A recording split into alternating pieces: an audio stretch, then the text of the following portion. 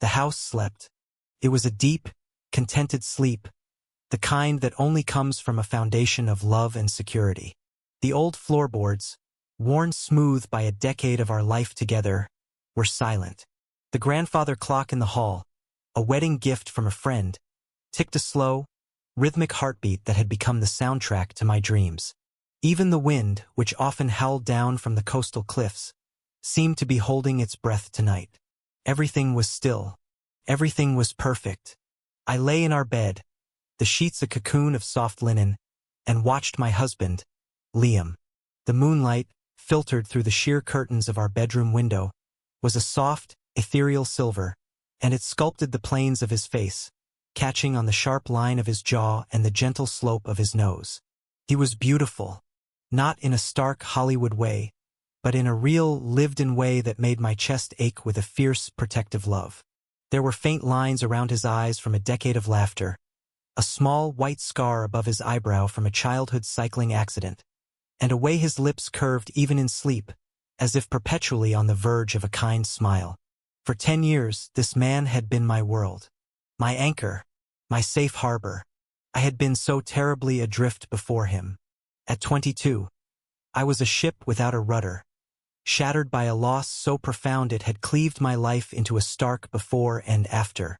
My parents, the two brightest stars in my universe, had been extinguished in a flash of twisted metal and screeching tires on a rain-slicked highway. A hit and run. A ghost car that melted back into the night, leaving behind a devastation from which I was certain I would never recover. The police had found nothing. No witnesses, no debris, just a phantom set of tire tracks and a life sentence of grief for me. The months that followed were a blur of hollow-eyed sympathy and the crushing weight of solitude.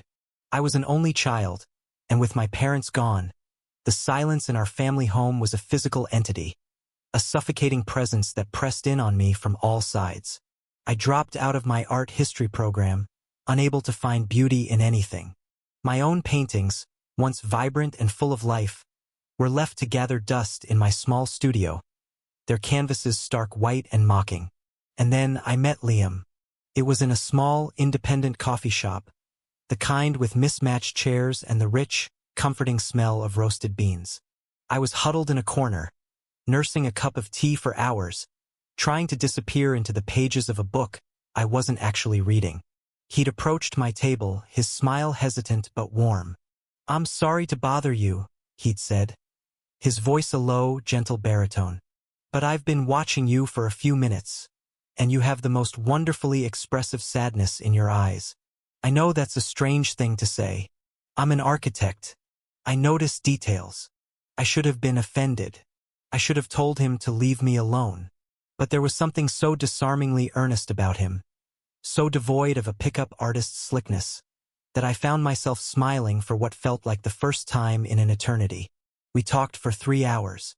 He didn't pry into my sadness, but rather, he built a space around it, filling it with stories of his own, of the buildings he designed, of his love for old maps and his disastrous attempts at baking. He made me laugh. It was a rusty, unfamiliar sound, but it was real. Liam didn't try to fix me. He didn't offer platitudes or tell me that time would heal all wounds. Instead, he simply sat with me in my brokenness. He held my hand through the nightmares that still clawed their way out of my memory. He listened, truly listened, on the anniversaries of the accident when I could do nothing but weep.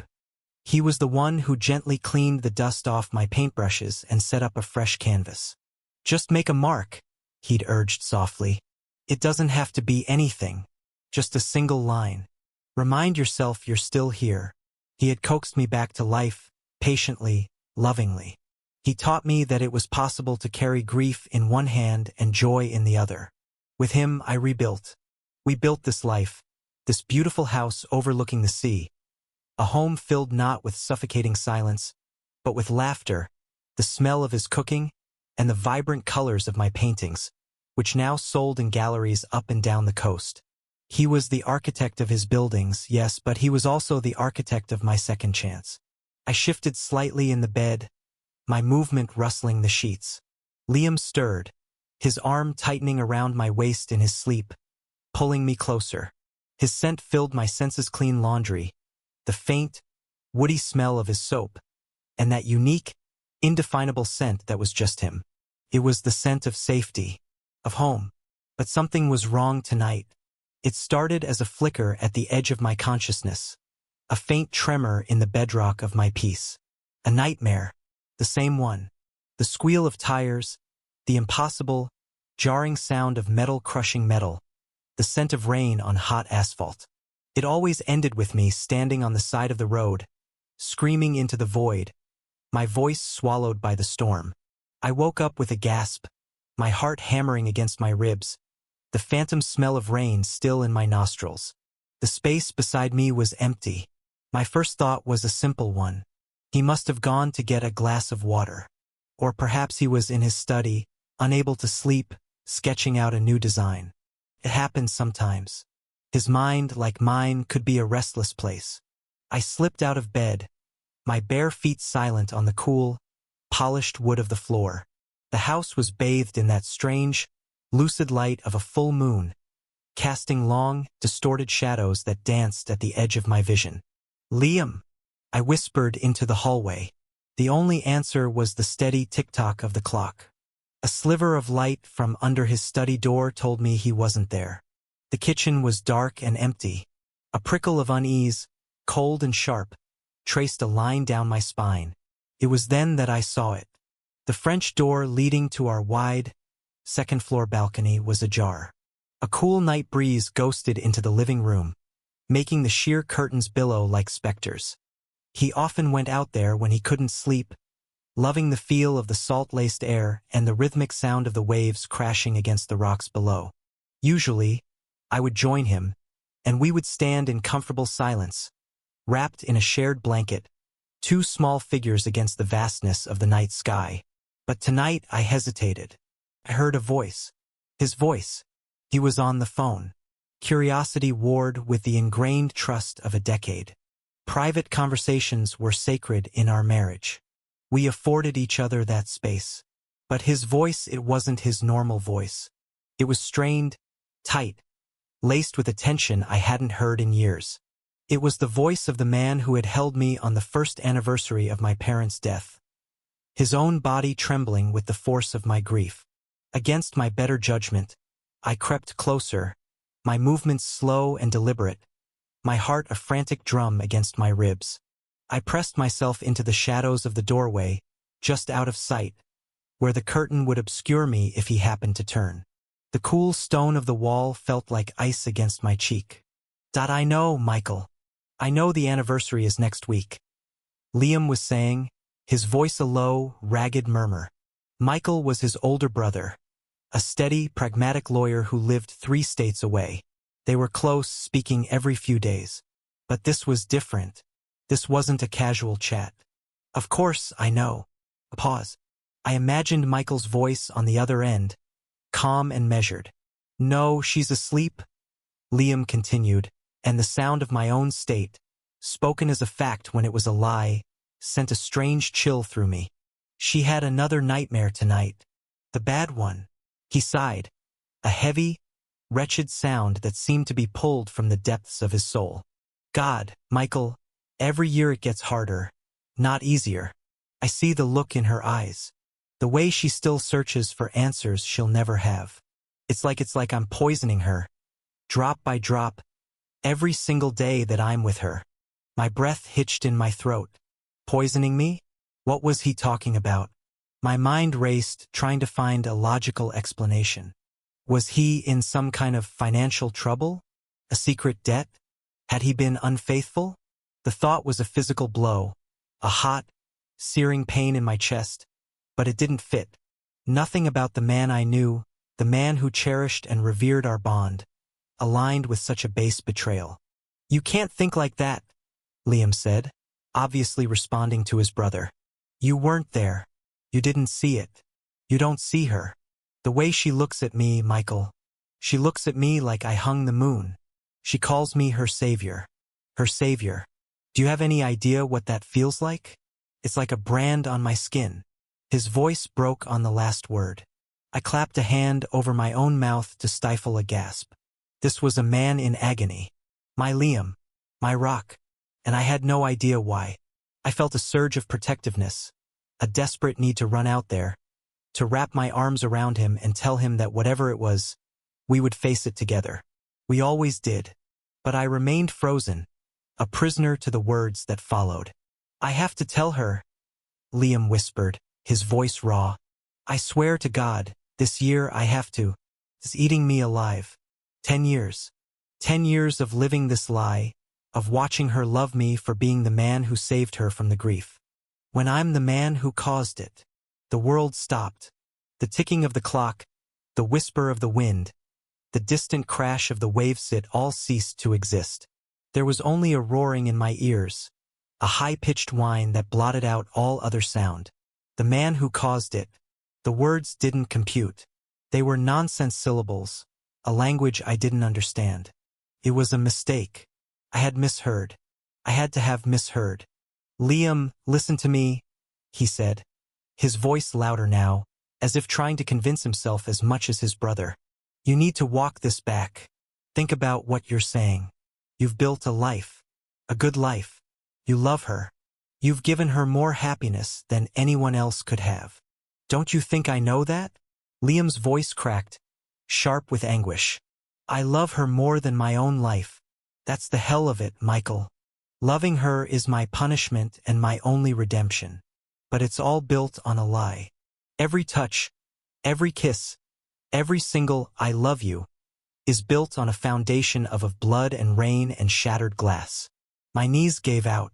I didn't fall, but rather sank against the wall, my legs turning to water.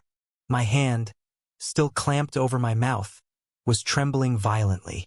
Blood and rain and shattered glass. The words from my nightmares, my deepest trauma.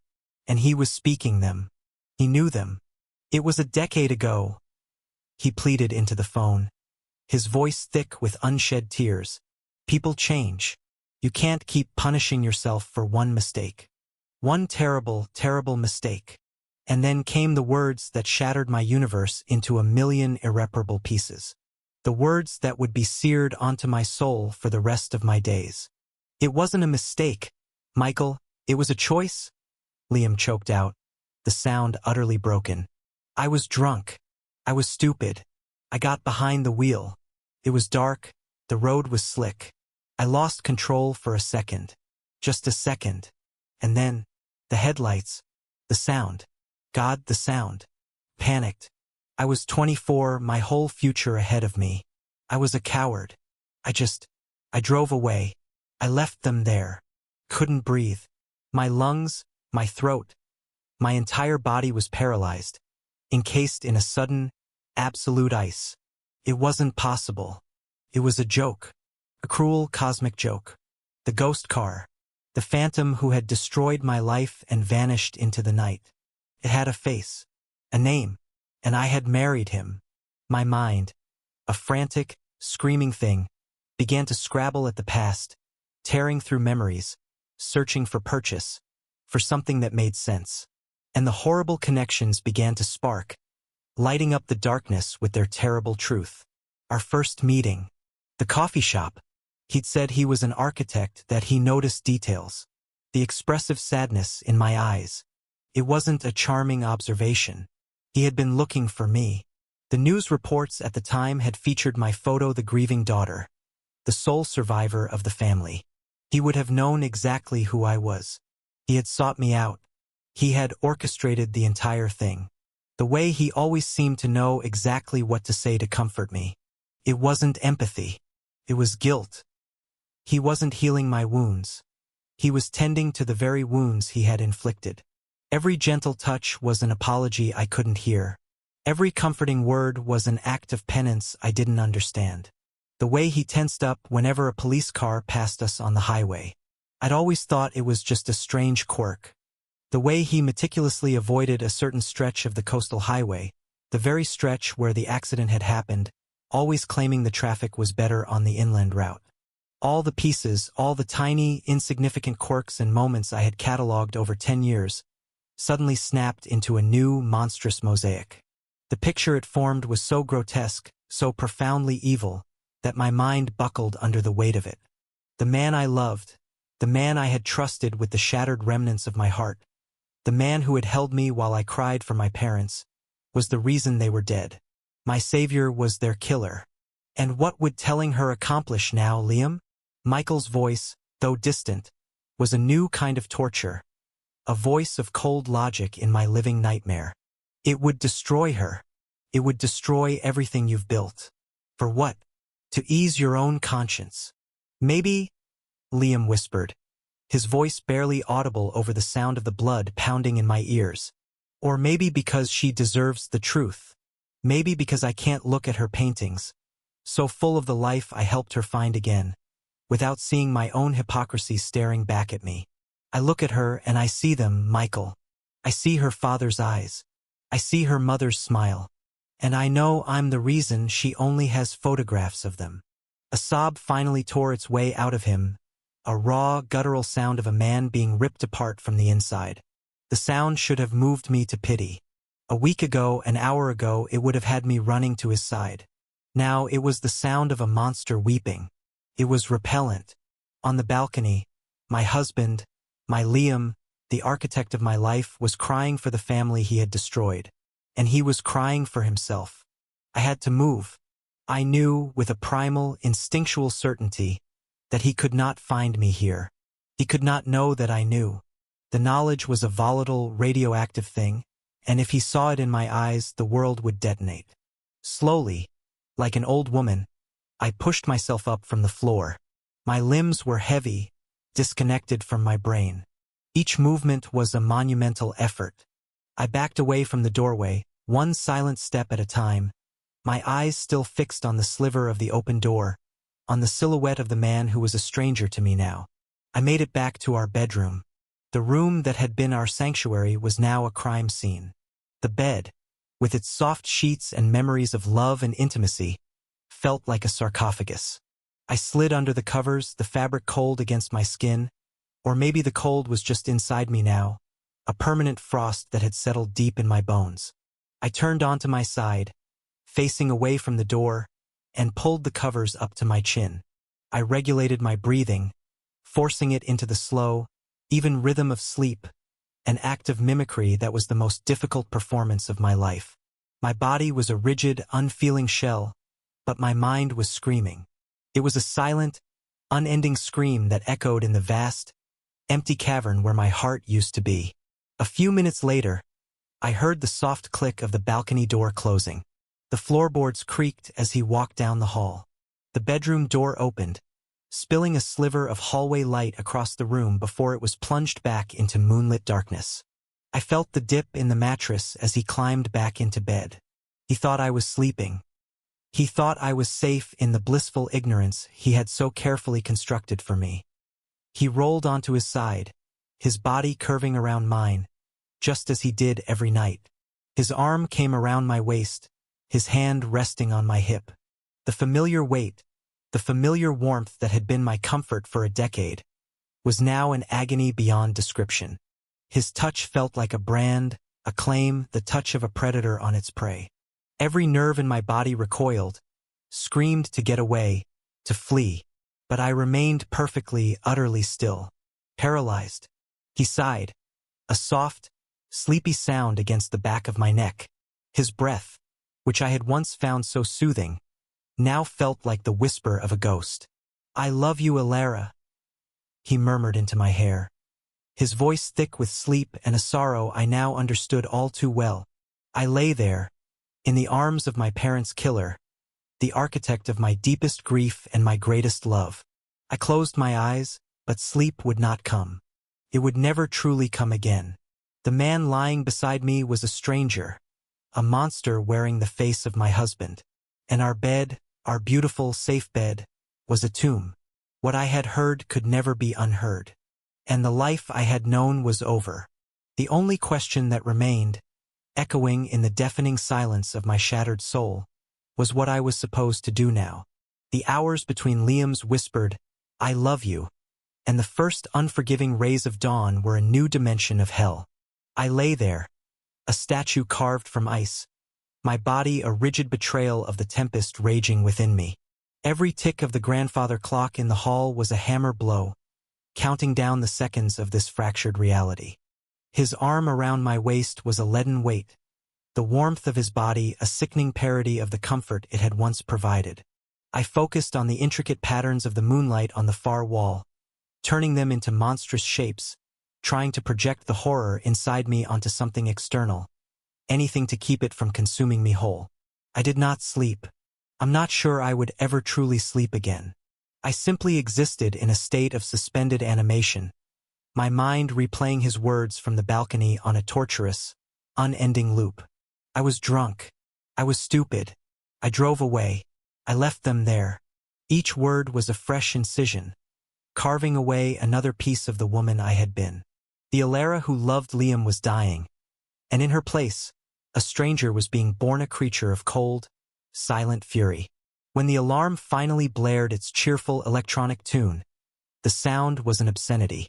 It was a signal that the world intended to go on as normal, that the sun would rise, that birds would sing, that coffee would be brewed. It was a signal that I had to perform. Liam groaned, his arm tightening for a moment before he pulled it away to slap the snooze button. The absence of his touch was a relief so profound it almost made me sob. 5 more minutes, he mumbled, his voice thick with sleep, the voice that had confessed to murder. I couldn't stay there. I couldn't pretend to sleep for a second longer. I'll get the coffee started, I said, and was distantly amazed by how steady my voice sounded. It was like listening to a recording of someone else. I slid out of bed, my movements stiff and robotic. I didn't look at him. Couldn't.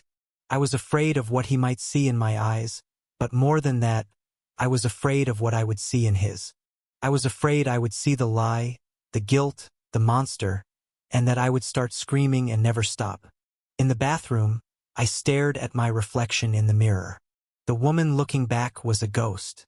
Her eyes, normally a warm hazel, were dark, bruised pits in a face drained of all color. There were new lines around my mouth, etched there by a decade of a lie I hadn't even known I was living. I gripped the cool marble of the sink, my knuckles white, and forced myself to breathe. Act normal. Act normal. Act normal. The words became a mantra, a shield. The morning routine was an out-of-body experience. I showered, the hot water beating down on my skin, but I felt nothing. I brushed my teeth, the minty taste of the toothpaste foreign and chemical in my mouth. I dressed in a pair of jeans and a simple gray sweater, clothes that felt like a costume. Every mundane action was a Herculean effort, a deliberate step away from the abyss that was yawning open inside me. Downstairs, the smell of coffee brewing, a scent that had always meant home and lazy mornings, was now nauseating. I stood at the kitchen counter, my back to the doorway, and listened to him move about upstairs. The sound of the shower, the opening and closing of closet doors, the familiar symphony of our shared life, was now the soundtrack to a horror film. He came down a few minutes later, humming softly. He was dressed for work, his dark hair still damp, smelling of his soap and his lies. He came up behind me and wrapped his arms around my waist, resting his chin on my shoulder. I flinched. It was a tiny, involuntary movement, but in the new, hypervigilant landscape of my mind, it felt like a seismic tremor. He noticed. Of course, he noticed. He was an architect. He noticed details. "Everything okay, Elle?" he asked, his voice soft with concern. "You seem tense." I forced a laugh. Came out as a strangled, airy sound. "Just tired. The nightmare again. It lingered this time. The truth, wrapped in a lie. It was a skill I was learning with terrifying speed." His arms tightened, and a wave of revulsion so powerful it made me dizzy washed over me. This was his penance. His comfort was his self-flagellation. He was comforting me from the terror he had inflicted. The sheer, grotesque circularity of it was enough to drive a person mad. "I'm sorry," he whispered into my hair. "I hate that you still have to go through that. I wish I could take it all away. You could have," my mind screamed, "by not getting in the car, by stopping, by calling for help." I pulled away, feigning a need to check the coffee. "It's fine. It fades. It always does. I poured 2 mugs. My hands shaking so badly I was surprised I didn't spill the hot liquid all over myself. I didn't dare look at him. I handed him his mug, our fingers brushing. His touch was electric, a jolt of poison. I recoiled as if burned. We sat at the small wooden table in our breakfast nook. The sun streamed through the window, illuminating the dust motes dancing in the air. It was a beautiful, peaceful morning. A perfect lie. "Big day at the office," he said, taking a sip of his coffee. "The presentation for the new library commission is this afternoon. Wish me luck." "Good luck," I said, the words tasting like ash. I stared down into my own mug, at the black, swirling liquid. It looked like a void. It looked like my future. "What about you?" he asked, his voice gentle. "Will you paint today? I saw you got that new shipment of cadmium red you were so excited about." My studio. My sanctuary. The place he had encouraged me to return to. The place where I had healed. The thought of it now filled me with a profound sense of violation. His fingerprints were all over my recovery. He had carefully curated my return to life, a masterpiece of manipulation. My art, the one thing that was truly mine, felt tainted like evidence in a crime. "Maybe," I said non-committally. "I'm not sure I feel very inspired today." "Well," he said, reaching across the table to cover my hand with his. "Maybe the inspiration will find you." I stared at his hand on mine. It was a good hand. A strong hand. A capable hand that could draw beautiful buildings and fix a leaky faucet and knead dough for bread. It was the hand that had held mine at my parents' funeral. And it was the hand that had gripped a steering wheel, steadying it after impact, before driving away into the darkness. I pulled my hand back slowly.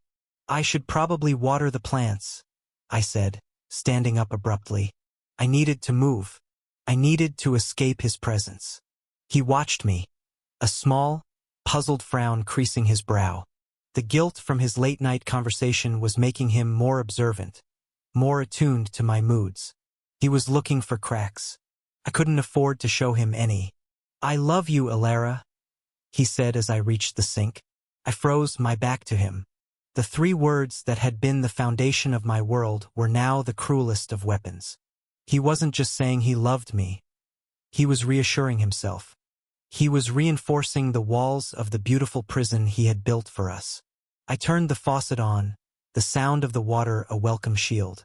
"I love you too," I replied, my voice lost in the rush. He finished his coffee, rinsed his mug, and came to kiss me goodbye. I turned my head at the last second, so his lips landed on my cheek instead of my mouth. It still felt like being seared with a hot iron. He lingered for a second too long, then sighed. "I'll see you tonight," he said. "Maybe we can order in?" "Hi." "Sounds good," I said, not looking up from the sink. I listened to his footsteps cross the floor, the sound of him grabbing his keys from the bowl by the door, the click of the front door opening and closing. Then, the sound of his car starting, and the crunch of tires on the gravel driveway as he pulled away. The moment his car was gone, the facade shattered. A dry, racking sob escaped me, and I collapsed against the counter, my legs giving out. The house was silent again, but this was a new kind of silence. It wasn't peaceful. It was predatory. It was the silence of a tomb. I stayed there for a long time, just breathing in the quiet. My mind was a chaotic whirlwind of then and now. I saw myself at 22, a ghost haunting my parents' empty house, and then I saw him, walking into the coffee shop, a predator disguised as a savior. I saw our wedding day, the joy on my face so pure, so absolute, and I saw him standing beside me, his loving gaze a mask for the hideous secret he harbored. I saw every tender moment, every shared laugh, every quiet comfort, and all of it was curdled, poisoned at the source. He had not saved me from the abyss. He had simply pulled me into a different one, a deeper one, one disguised as a paradise. A new thought, cold and sharp, cut through the grief. Proof. His conversation with Michael was undeniable. I had heard the words from his own mouth, but my mind, in a desperate act of self-preservation, was still trying to find a loophole, a misunderstanding, a nightmare of my own. I needed something tangible, something I could hold in my hand, something that would make the monster real and banish the ghost of the man I had loved forever. His study. It was his domain, the one room in the house I rarely entered without him. It was a space of quiet concentration, filled with books on structural engineering, rolls of blueprints, and the faint, clean smell of paper and graphite. It was a place of order and logic, a place a man like Liam might keep his secrets locked away. A tremor of fear and resolve ran through me. I was going to break into my own husband's study. I was going to excavate my own marriage, digging through the layers of love and companionship to find the bedrock of betrayal beneath. I walked up the stairs, my feet silent on the runner. The door to his study was closed. I rested my hand on the cool brass knob, my heart pounding a frantic rhythm against my ribs. I had always respected his privacy. It was a pillar of our relationship. Now I knew that our entire relationship was a lie, and all the rules were null and void. I turned the knob and pushed the door open. The room was just as I expected, immaculate. Books were perfectly aligned on the shelves. Pencils were sharpened to a fine point in a ceramic holder. A half-finished sketch of the library facade was pinned to a drafting board, the lines precise and confident. The room was a reflection of the man I thought I knew, methodical, brilliant, and in control. Where would a man like that hide a decade-old secret? I started with the obvious. The desk drawers. They were filled with files, neatly labeled tax returns, household expenses, current projects. I sifted through them, my fingers clumsy and numb. Nothing. Just the mundane paperwork of a shared life. I moved to the large oak filing cabinet in the corner. More files. Warranties for appliances, old bank statements, blueprints for past projects. I pulled open a drawer labeled personal. Inside, I found his birth certificate, his university diploma, old letters from his parents. I felt like a ghoul, sifting through the artifacts of a life I no longer understood. Deeper in the back of the drawer, my fingers brushed against a small metal box. A simple cash box, locked with a small key. My breath caught. My pulse roared in my ears. This was it. It had to be. I pulled it out. It was heavier than it looked. I shook it gently. Something slid around inside. I searched the desk drawers for the key, my movements becoming more frantic. It was nowhere. Of course, it wouldn't be that easy. A man who could keep a secret this massive wouldn't leave the key in his desk. I looked around the room, my eyes scanning every surface. Where would he hide it? Somewhere close. Somewhere clever. My gaze fell on a row of thick architectural reference books on the shelf above the desk. He rarely touched them anymore. He'd once joked they were more for show than for use. On impulse, I pulled one out, a heavy tome on Gothic cathedrals. I fanned the pages. Nothing. I pulled out another. And another. Then I found it. Taped inside the back cover of The Principles of Modern Design was a tiny silver key. My hands trembled as I inserted the key into the lock on the box. It turned with a soft, metallic click that sounded as loud as a gunshot in the silent room. I lifted the lid. The contents were sparse. There was no written confession, no diary entry detailing his guilt. There was something far worse. On top lay a newspaper clipping, yellowed and brittle with age. The headline read, "Local couple killed in tragic hit-and-run on coastal highway. Daughter left devastated." Below the text was a photograph. It was a picture of me, taken a few days after the accident, outside my parents' home.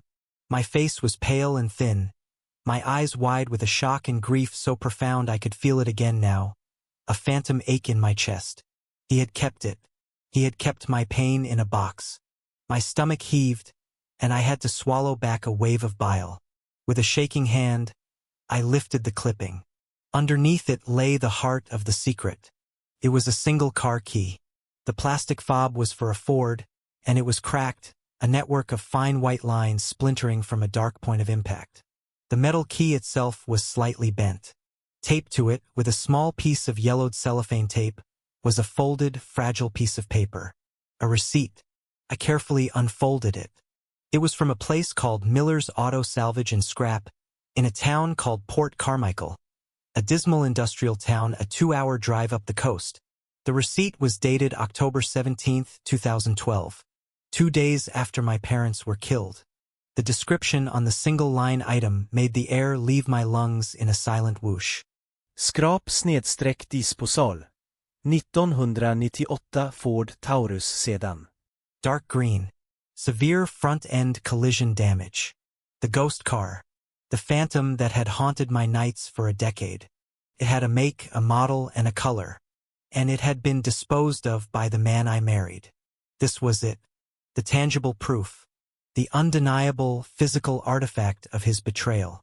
The sight of it, the reality of it, was both a final, devastating blow and a strange, terrifying liberation. The grief and confusion that had been churning inside me since last night began to recede, burned away by a new feeling that was rising from the ashes. It was a cold, pure, diamond-hard rage. The paralysis was gone. The shock was gone. The helpless sorrow was gone. In their place was a clarity so absolute it was chilling. I was no longer a victim adrift in a sea of lies. I was a survivor, and I finally knew the name of the monster.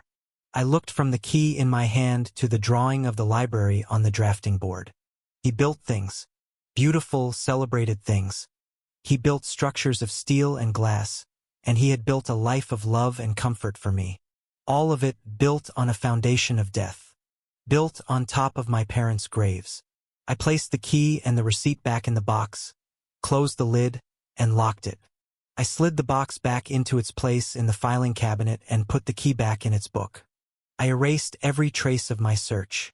I left the study as immaculate as I had found it. I walked out of the room and closed the door softly behind me. I went into my own studio, the room he had helped me reclaim, and stood before a large, blank canvas. The smell of turpentine and oil paint filled the air. For 10 years, I had painted my way back to the light. I had filled canvases with color and life and hope. Now I picked up a palette knife. I squeezed a long, thick line of cadmium red onto my palette. Then, a line of stark, unforgiving black. He wanted to know if inspiration would find me today. Oh, it had. I would let him come home tonight. I would let him order Thai food. I would let him talk about his presentation. I would let him kiss my cheek and tell me he loved me. I would play my part in this perfect, beautiful lie he had constructed. The anniversary was next week. He said he wanted to tell me the truth. He was wrestling with his conscience. He wanted absolution. I looked at the canvas, at the blood red and the midnight black. He wouldn't have to worry about that anymore. I would not give him the satisfaction of a confession. I would not give him the release of my tears or my rage. An architect, a planner, a man of details. He had designed my life for the last 10 years. Now I would design his end. The storm was no longer coming. It was here, and I was its architect now.